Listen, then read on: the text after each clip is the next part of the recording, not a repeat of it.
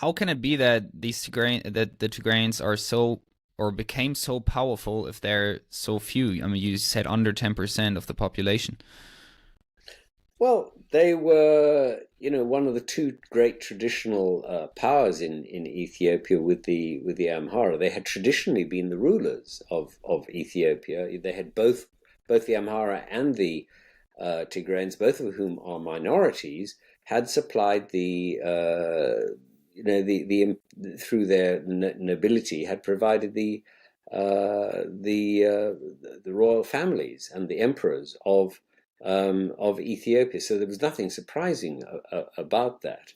Um, and they controlled the center, I suppose, just in the same way, for example, as the Tutsi controlled Rwanda. They're again a minority. There often are minorities that control countries, even if they are small minorities. So the other groups were following them then?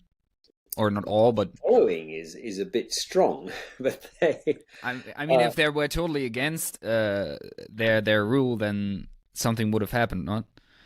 well, for example, in one of the elections, I think it was 2003, there was a an election where the Tigrayans actually lost power in the capital in Addis Ababa, and perhaps in other parts of the country. And certainly in Addis Ababa, the opposition were absolutely clear that they had won, and when the results came out, they hadn't quite won.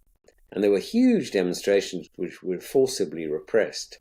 And a lot of people went into exile, fled into exile. And that was the Tigrayans just, using the power of the state and the power of the military and the power of the security forces, as I'm afraid happens all too often in Africa, to control the country. And they laid a lot of the seeds for the current conflict at that time.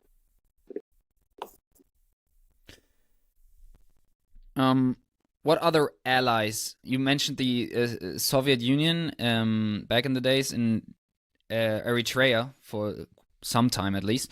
What other allies were involved in the conflict? Well, if we're talking about the war that broke out in a couple of years ago, then we're talking about three major forces.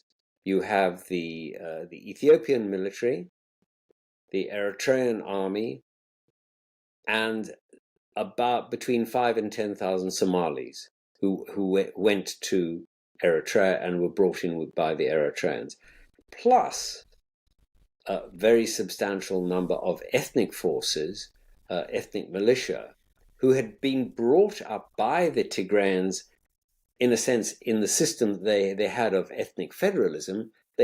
Each of the federation, or each bits of the federation, had their own security forces, security police really, but they became paramilitary forces, and those they also supported Prime Minister Abiy, and you got an alliance really, which was really ruled from, really controlled from Asmara, the Eritrean capital, and from Addis Ababa.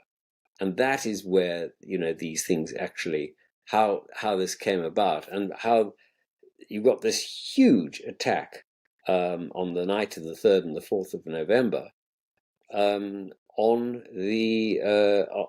Tigray.